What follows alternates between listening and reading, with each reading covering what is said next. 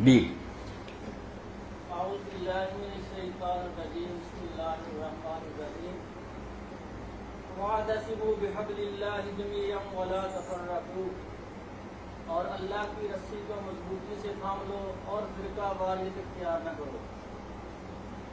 جب ہم اپنے دوستوں کو یہ بتاتے ہیں کہ اللہ تعالیٰ قرآن میں فرماتا ہے کہ فرقہ واریت اختیار نہ کرو، تو ہمارے کچھ دینی بھائی یہ فرماتے ہیں کہ اللہ کے رسول صلی اللہ علیہ وسلم نے فرمایا کہ میری امت کے 73 فرقے ہوں گے، اور پھر ہمارے دینی بھائی یہ فرماتے ہیں کہ علماء کا باہمی اختلاف امت کے لیے رحمت ہے۔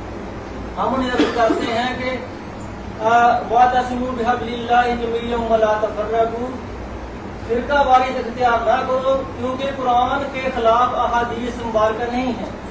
اگر کوئی حدیث قرآن مجید کا اختلاف کرتی ہے تو پھر وہ ٹھیک نہیں ہے، کیونکہ جو اللہ نے بات فرمائی ہے نبی اکرم صلی اللہ علیہ وسلم کی بات اسی کے مطابق ہونی چاہیے۔ اس کے بعد بہت اچھی بات ہے، آپ نے میری ساری گفتگو بھی سنی نا، میں اسی کی دعوت دیتا ہوں، میری ساری کیس کتابیں بھی، اور یہ نہیں کہ سنی سنائی باتوں پر میں ہر گروہ کو دعوت دیتا ہوں کہ آئے اصل آپ کتابیں دیکھیں، یہ مناظرے کی باتیں چھوڑیں، جو آپ کے اصل سوال کرنا وہ سارے عربی میں پڑھے ہیں، شیعوں کے بریلویوں خدا کے لیے ان کو پڑھیں، امت کو ایک ہونے دیں۔ باقی جو ہے نا آیت، اس کے بارے میں کچھ باتیں سمجھنی چاہیے میرے بھائی کو، آپ لوگوں کو بھی، کہ اختلاف فطری کی، یہ جو کہتے ہیں اختلاف نہ ہو یہ ممکن ہی نہ ہو سکا۔ آپ ہر فن میں دیکھتے ہیں، ہر شعبے میں دیکھتے ہیں، وہ طب کا ہو، فزکس کا ہو، کیمسٹری کا ہو، ریاضی کا ہو، تھیوری میں اختلاف روکا نہیں جا سکتا۔ اللہ تعالیٰ نے ذہنی سطح مختلف رکھی ہے، سوچ میں فرق ہے، اس کو روکنا ظلم کرنے والی۔ گل ہائے رنگ رنگ سے اے دین سے چمن، اے ذوق اس جہاں کو اے زیب اختلاف۔ لوگوں نے جب اس کو مخالفت کا سبب بنا لیا نا، جھگڑے اور لڑائیاں اور ایک دوسرے سے نماز نہیں پڑھتے، یہ بری بات ہے، یہ نہیں ہونا چاہیے، نزاع کا سبب نہیں بننا چاہیے۔ اختلاف علمی، ایک شخص کہتا ہے اس آیت کا مفہوم میری سمجھ میں یہ آتا، عربی زبان کے بعد بنتا ہے مانا، وہ اپنے دلائل دے، دوسرا کہہ نہیں میں اس عبارت کا یہ مانا سمجھتا ہوں۔ آپ پڑھے لکھے لوگ ہیں، ایک شاعر گزرے غنی پنجاہی، انہوں نے مثنوی لکھی فارسی زبان میں، ان کے دور میں پھیل گئی، لوگ مدرسوں میں پڑھانے لگے۔ وہ رات ایک جگہ ٹھہرے کسی گاؤں میں، تو وہاں صبح کے وقت مدرس جو تھا وہ مثنوی ان کی پڑھانے لگا، مگر وہ جانتے نہیں تھے کہ یہ غنی ہے لکھنے والا۔ ایک شعر کے اس استاد نے 16 معنی بیان کیے اور وہ بنتے تھے، نکال تو اس نے کہا یہ تشریح بھی ہو سکتی ہے۔ بعد میں غنی پنجائی اس سے ملے، انہوں نے کہا بھائی آپ تیرے علم پر تو میں نا آفرین کہتا ہوں کہ جو میرے دماغ میں نہیں تھا آپ نے وہ معنی بھی نکالے اور بنتے، مگر ان 16 میں سے کوئی معنی میرے ذہن میں نہیں تھا، میرے ذہن میں یہ معنی تھا۔ اس لیے 17 معنی بھی ہو سکتے ہیں کہ آپ کے لڑائی کی بات نہیں، دل کھلے ہو رہے تھے۔ اب قرآن میں دیکھیں، میرا بھائی بھی سنیں، قرآن میں آتا جہاں حضور غسل کے مسائل آپ پڑھے لا مستم النساء، کہ جب تم عورتوں کو چھو، لفظ لمس ہے، ٹک۔ اب امام شافعی رحمۃ اللہ علیہ کے ہم خیال جو انہوں نے ظاہر کا معنی لے لیا لٹرلی، کہ لفظ تو یہ چھوا، اس لیے آدمی نے اگر وضو کیا ہو اور بالغ عورت کو چھو لے، بے شک اس کی ماں ہو، بہن ہو، بیوی، کوئی برا خیال نہیں، بس چھو گیا ننگے بدن کو، وہ کہتے ہیں لا مستم النساء، عورتوں کو چھو گیا، اللہ کہتا وضو کرو۔ اب ان کی بات کو بھی جھٹا نہیں سکتے، لفظوں میں تو یہی ہے۔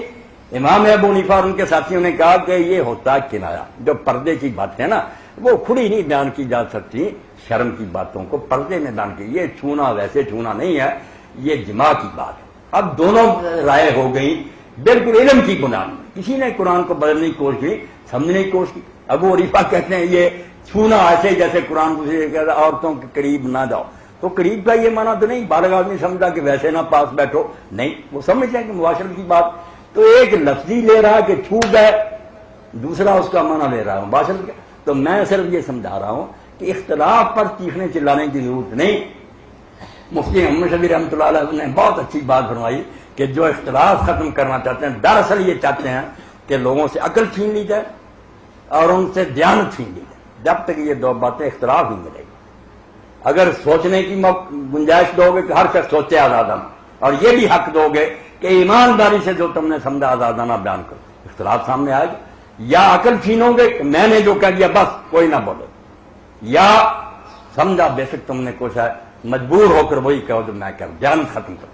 اگر یہ نہیں کہ اختلاف رہے گا، مخالفت نہیں، نزاع اور مخالفت، لڑائی جھگڑے کوئی، اور آیت کی بات بھی سنیں، اللہ نے جو آگے بات کی وہ بھی عام علماء سمجھتے کہ ان لوگوں کی طرح نہ ہو جاؤ جنہوں نے دین کو گروہ من بعد ما جاءتہم البینات، جبکہ ان کے پاس واضح باتیں آ گئی۔ دین ہے دو قسم کا، یہ سن لیں آسانی کے لیے، ایک بینات ہے، اس میں اختلاف کا حق نہیں، قرآن نے بینات کا روکا، یہ علمی بات آپ کو سمجھا رہا ہوں۔ ایک حصہ بینات کا نہیں ہے، وہ اخبار احاد پر مبنی ہے، سنتے ہیں نفر، کسی کو آپ نے بتا دیا کسی کو نہیں، وہ چیزیں سے ان کے بغیر بھی گزارا ہو سکتا۔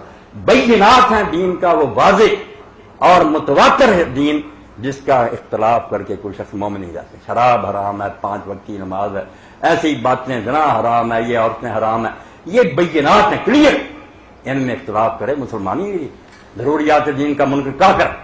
مگر جو باتیں ایسی ہیں کہ اتنی واضح نہیں کی گئی آسانی کے لیے کہ لوگ اس پر بھی عمل کر رہے ہیں، تو کوئی بات نہیں۔ جیسے میں نے نماز کی مثال دی، یاد یہ ہیں سارے جو ہے نا کرنے والے، جو ہم ہاتھ باندھتے ہیں ہم بھی مانتے ہیں، ہر حال میں لکھتا ہے کہ ہاتھ باندھنا فرض نہیں، واجب نہیں، صرف مستحب سنت، اگر نہ بھی باندھے نماز صحیح۔ امام شافعی فرماتے ہیں اگر وہ نہیں باندھتا آرام سے کھڑا رہتا نماز کو کیا، جو نہیں باندھتے وہ بھی مانتے کہ باندھ لی جائے تو نماز کا کوئی نہیں۔ تو ایسے حصے جو ہے نا غیر بینات، ان کو اتنا نہیں سختی سے بیان کیا گیا کہ لوگ جکڑے جائیں، کچھ آزادی دی گئی ہے کہ جیسے جی چاہے کو آدمی کر لے۔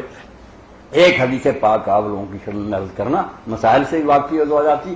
ایک شخص نے عمر مومن سیدہ عائشہ صدیقہ رضی اللہ عنہا پوچھا کہ رسول کریم علیہ السلام کا غسل جنابت کا کیا طریقہ تھا؟ اگر پہلے وقت کی حاجت ہو جاتی تو کیا غسل کر کے سوتے یا صبح کر رہے؟ اماں نے فرمایا بیٹا اس میں کوئی سختی نہیں تھی، کبھی آپ سونے سے پہلے نہا لیتے تھے، کبھی ویسے ہی سو جاتے تھے پانی کو چھوئے بغیر۔ اس شخص نے کہا اللہ اکبر الحمدللہ الذی جعل فی الدین ہمارے ساتھ، شکر ہے اللہ کا جس نے دین میں آسانی رکھی۔ پھر اس نے پوچھا حضور وتر کیسے پڑھتے؟ فرمایا کبھی پہلے وقت ہی پڑھ لیتے، تھکے ماندے ہوتے، زیادہ پچھلے، اس پر بھی اس نے کہا کہ اللہ اکبر اللہ نے دین میں آسانی رکھی۔ فرمایا پھر جب نماز پڑھتے تہجد اونچی آواز سے، انہوں نے کہا اگر کوئی نہیں پاس ہوتا تھا سویا ہوا جو بستر بناؤ تو ذرا بلند آواز سے پڑھتے تھے، ورنہ تینوں سوالوں پر وہ کہتا رہا شکر ہے اللہ کا جس نے دین میں آسانی رکھی۔ تو دین کو آسان رکھنے کے لیے ایک حصہ ایسا چھوڑ دیا گیا، یہ ہماری بدبختی ہے کہ ہم نے اس کو جنگ کا میدان بنا، وہ آسانی تھی کہ یوں کر لو یا یوں کر لو، کوئی بات نہیں، اس میں اختلاف ہے اماموں کا، کوئی بڑی بات نہیں۔ آپ جتنے مسائل پوچھیں خوش ہو جائیں گے کہ مولانا آپ نے تو مزے کی زندگی بتا دی کہ اس طرح بھی کر لو اس طرح۔ جو بینات ہے نا، قرآن نے بینات کا کہا کہ بینات آ جانے کے بعد جو اللہ رسول نے بار بار کھول کر کہ میرے بعد کوئی نبی نہیں، اللہ ایک ہے، اس کا کوئی، ان میں کوئی جھگڑا شروع کرے نا تو پھر بھائی یہ تو ایسی کلیئر بات میں وہ جھگڑا کر رہا ہے، اس کا مسلمان رہنے کا رضا نہیں۔ جیسے کئی نامراد کہتے ہیں شراب حرام نہیں، نشہ حرام ہے، یہ جاوید اقبالی بکتا رہتا ہے، بالکل غلط بات ہے۔ آپ پیتے تو پیتے رہے، حرام پوری امت جانتی، یہ کوئی ایسا مسئلہ نہیں نظائر بینات میں سے کہ آپ نے سنا کل مسکرن حرام، ہر نشہ آور چیز حرام۔ اب ایسی باتوں میں اختلاف کرے گا پھر بھائی والی بات کہ دین کو خراب کرے۔ اگر وہ خود اللہ رسول نے آسانی کے لیے چھوڑ دی ہے کہ اس بارے میں تشدد نہ کیا جائے، لوگوں کو آزادی دیجیے۔ اب کئی مولوی حضرات مجھ سے جھگڑ پڑ کے آپ کہتے ہیں کھڑے ہو کر پانی پی لو، میں کہتا ہوں صحیح بخاری نکالنا۔ یار تم نے کیوں وہ مسئلے بنا لیے ہیں جو دین نہیں ہے؟ آپ بیٹھ کر پیے، زیادہ بھائی یہی بہتر۔ مگر آپ حضرت ابوبکر سے، عائشہ صدیقہ سے، سعد بن ربیع وقاص سے، حضرت عثمان سے ہاتھ آلہ کھڑے ہو کر پیچھے سے محتا امام محمد نکالو، اور امام محمد فرماتے ہیں یہی میرا مذہب، یہی میرے استاد ابو حنیفہ کا تھا، کوئی اختلاف نہیں ہوتا، آپ خود بنا لیتے۔ افراد تفریح ہر طرف ہے کہ مسئلے کا پتہ ہی نہیں اور دین بیان کرنا شروع کر دے۔ حضور نے منع کیا کھڑے ہو کر پانی سے، بھائی یہ منع کیسا نہیں، تنزیہی ہے کہ بہتر یہ ہے کہ بیٹھ کر پڑھو پیو، ورنہ کھڑے ہو کر آپ نے پیا۔ امام بخاری باب شرب قائم کہتے ہیں کہ حضرت علی رضی اللہ عنہ مسجد میں پانی ہوا اور کھڑے ہو کر پی کر کہا کہ میں نے سنا ہے کہ لوگ کھڑے ہو کر پانی پینے کو بڑا جانتے ہیں، اس لیے میں نے کھڑے ہو کر پیا کہ انہیں پتا چل جائے کہ میں نے کئی بار حضور کو کھڑے ہو کر پیچھے دیکھا۔ تو پہلے ایسی باتوں کو پتا کرو کہ بینات کیا ہے، واضح، ان میں نہ اختلاف کرتا تو اس کو سمجھاؤ بھائی دین کو خراب نہ کرو۔ جو غیر بینات ہیں خود اللہ رسول نے ان میں آزاد چھوڑ دیا، ان میں سختیاں نہ شروع کریں۔